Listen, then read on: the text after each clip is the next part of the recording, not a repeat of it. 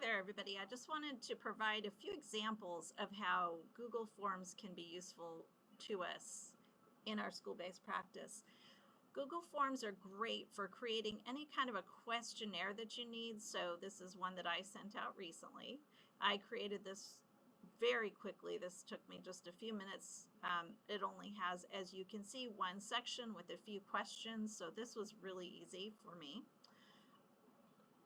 This is another thing that I love to do with it. This is an inquiry form that I send to teachers as part of my consultation or support services.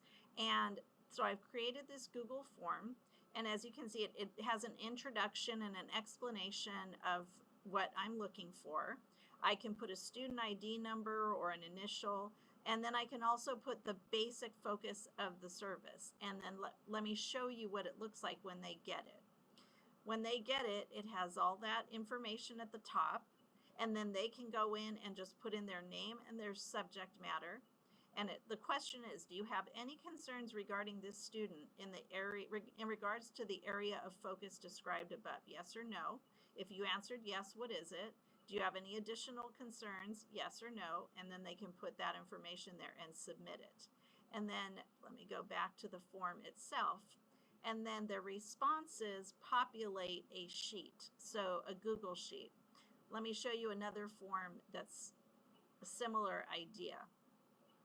So this is a treatment note that I create a treatment note using a Google form. And here's a form that I created for a treatment note. It has many different sections. I'm not going to go through each one on here, but this is just what it looks like in the form that can be modified if I need to.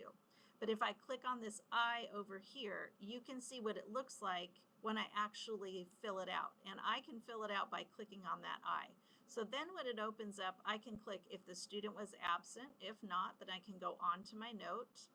I can put that the service on this day was completed in which location, who was present.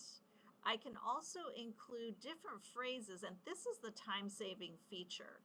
I am putting in phrases and words that I always type into the majority of my notes, and it saves me time because I don't have to type in those frequently used phrases or words. So if I click on this, this will be in my note. I have the skill areas addressed. Then I can go to each note and each goal, and I can put in the progress, the level of progress for that session.